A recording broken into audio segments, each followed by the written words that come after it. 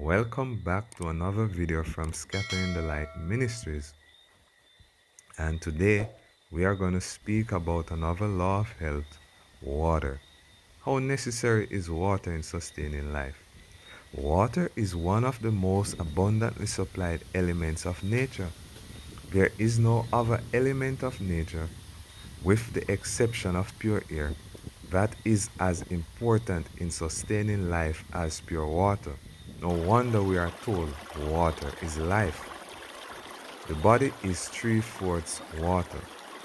The importance of receiving a fresh supply of water is understood when we realize the body is three-fourths water. The vital organs are all at least 70% water.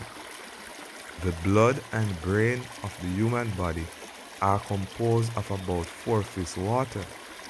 The fluid secretions, saliva, gastric juice, and liver bile, etc., and excretions, skin perspiration, and urine, etc., are more than 9/10 their weight in water.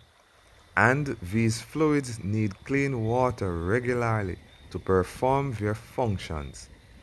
2/3 of the body's water is found in the cells, and the other 1/3 is outside the cells, either in the bloodstream as plasma, in body cavities, or between the cells as tissue fluid. Yes, friends.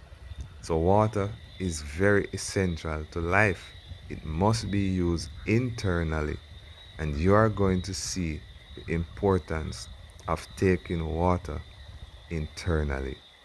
Water is vital to bloodstream. Water is absolutely essential for the vital functions of the body to be performed. One system that is especially dependent upon water is the circulatory system. Water is the solvent which floats the blood corpuscles, nutrients, and waste elements which the blood is carrying. By the aid of water, nutrients enter the blood and are conveyed to fibers of the intricate human mechanism where repair and growth are needed. When water is taken into the system, it is received in the blood and increases the volume of the blood. This thinning of the blood quickens the circulation. Yes, friends, you heard right. The best blood thinning element out there is water. When there is more blood, more water comes in contact with the waste matter, and this waste matter is then more easily removed from the body. So what medium through which chemicals are transported? The body is full of many different chemicals. Each of these chemicals has a particular job in the regulation of the body's function. Water is the medium through which these chemicals are transported to the various places in the system where they are needed to perform their duties. Does water aid in digestion? Oh yes, digested food is passed into the blood through the walls of the intestine. Then from the blood, these nutrients are passed into the individual cells. This process is then reversed. The wastes that each cell creates as a result of making energy passes from the cell to the blood and then on to the elimination points. Water is essential for this osmosis process to occur in the body. Water also aids in other ways in the system. One example of this is when water in cooperation with chemicals breaks down the food in digestion and prepares it for absorption and use by the cells. The liver produces bile, which aids in digestion by causing the fats to dissolve in water. If the body does not have enough water, the fats cannot dissolve, resulting in a clogged system. Please note, While water aids in digestion, we are to drink it half an hour before a meal or 2 hours after a meal.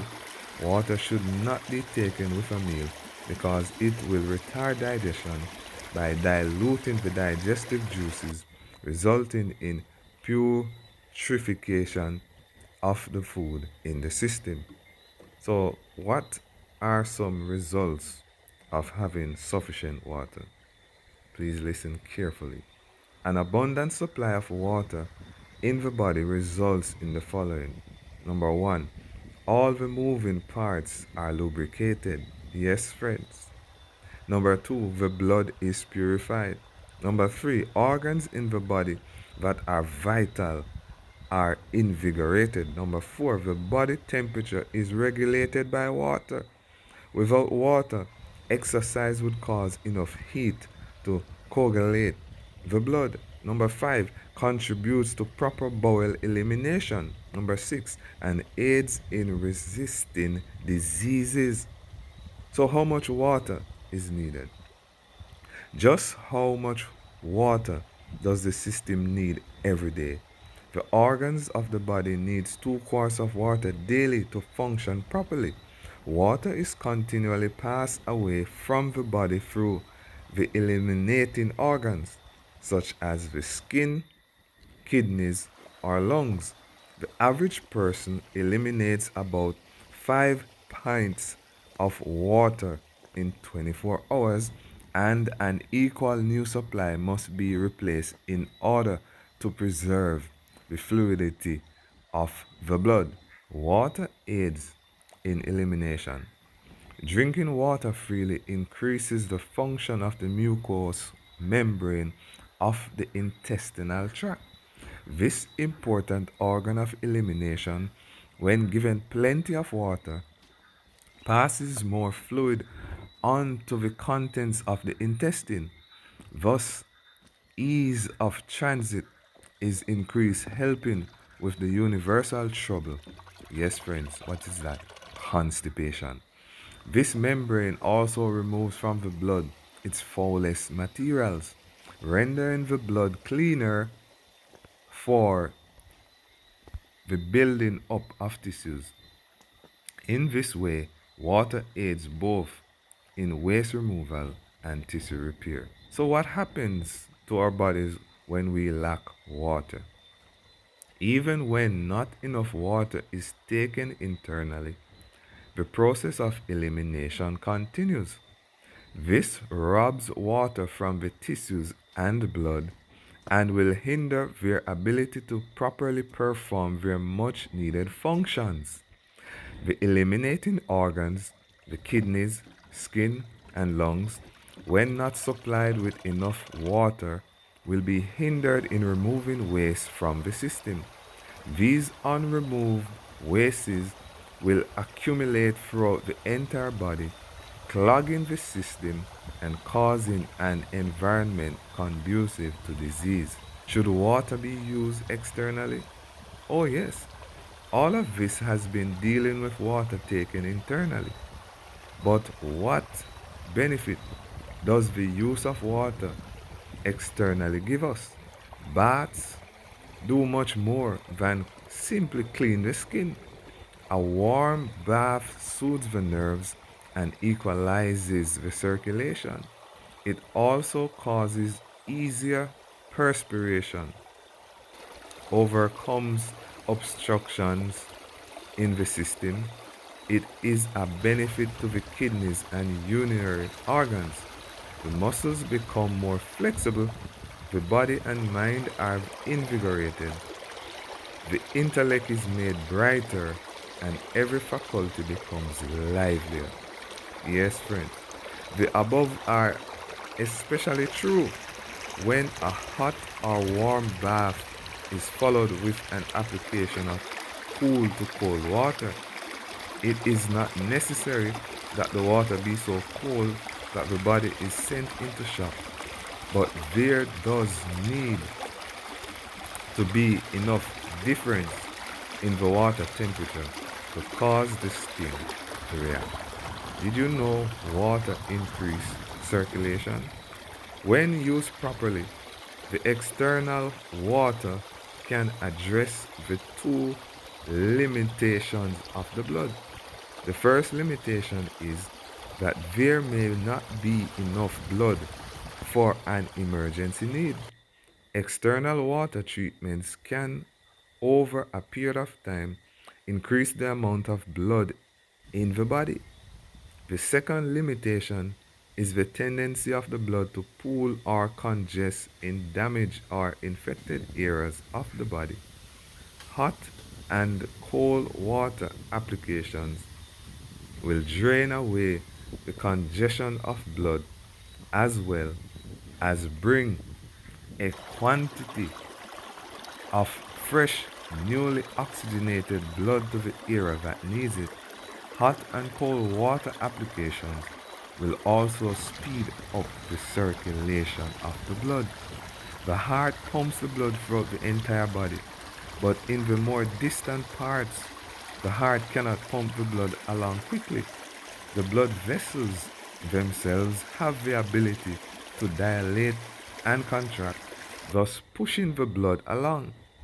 In reaction to applications of hot and cold water, this dilating and contracting of the blood vessels greatly increases the circulation throughout the system. Yes, friends, it also increases the white blood cells and the red blood cells. A hot water treatment followed by a cold water application increases the red blood cells from 20 to 35%. These red blood cells clean and nourish the body. But even more important, the white blood cells, which fight infections, are increased from 200 to 300%. Wow! And when does this happen? After a hot and cold water treatment, which we refer to as hydrotherapy. What a blessing these simple water treatments can be in the treatment of illnesses. So, the effect of cold water treatment. The effect of cold water treatment. Temperature of the water below 85 degrees is an instant contraction of the small arteries. If the cold application is prolonged, the area becomes bloodless.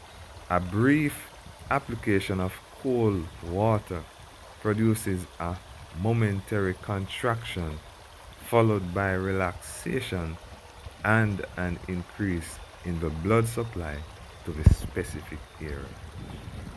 The effect of hot water treatment.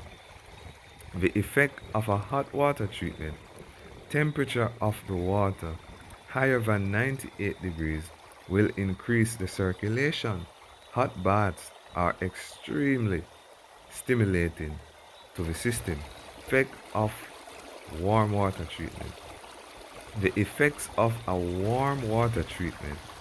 Temperature of the water between 85 and 92 degrees are mild and soothing. The warm bath increases the action of the skin through absorption and perspiration. Because water applied externally has all of these wonderful characteristics, we can identify the following helpful uses of water. Number one, toxins in the system are destroyed and the elimination of these toxins is increased. Number two, due to an increase in circulation and a stimulating effect on the eliminating organs, overall elimination is greatly increased. Number three, also due to an increase in circulation, the body's metabolism and the formation of red and white blood cells is increased. Number four, and there is relief from pain and nervous irritation. It is easy to understand that water is one of heaven's choicest blessings after realizing all the ways that it contributes to the well being of the body. Thank God for creating us so fearfully and wonderful. and then providing us with the necessary gifts to keep the body in perfect health. Friends, did you know that Jesus is our living water? And just as how he offered living water to the woman at the well, he is offering you living water today. Have you accepted Jesus, the living water, into your heart? If not, please do so today before it is forever too late, and you too, like the woman at the well, will experience water springing up into everlasting life.